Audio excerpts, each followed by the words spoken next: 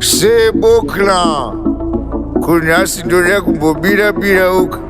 kunyasi kandakafarisa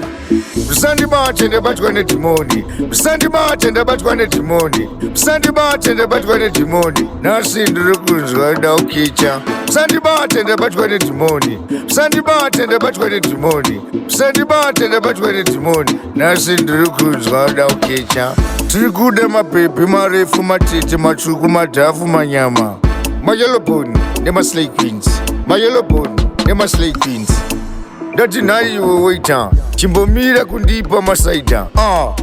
ndipe mapipi pane zvandakuda kunoita musandibate ndabatwa nedhimoni musandibate ndabatwa nedhimoni musandibate ndabatwa nedhimoni nhasi ndiri kunzwa ndaukicha musandibate ndabatwa nedhimoni musandibate ndabatwa nedhimoni musandibate ndabatwa nedhimoni nhasi ndiri kunzwa ndaukicha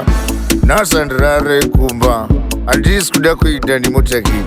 mapodikati iyi ndaikumba handisi kuda kuita nemotakiti nekuti ndabatwa nehosha chimbomira ika kunditsoma ndinouya ndega kumba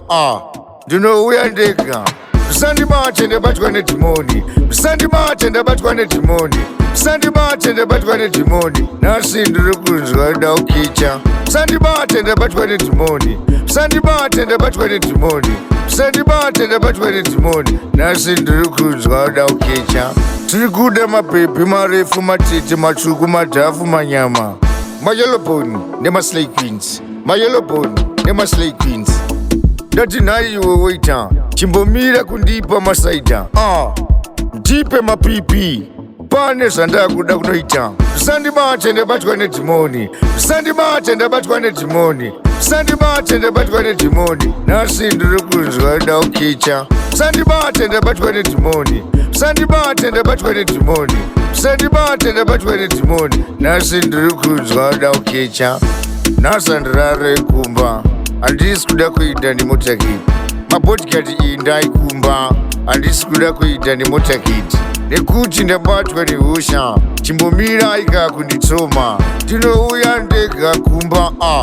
ndinouya ndega musandibate ndabatwa nedhimoni musandibate ndabatwa nedhimoni musandibate ndabatwa nedhimoni nhasi ndiri kunzwa ndaukicha musandibate ndabatwa nedhimoni musandibate ndabatwa nedhimoni musandibate ndabatwa nedhimoni nhasi ndiri kunzwa ndaukicha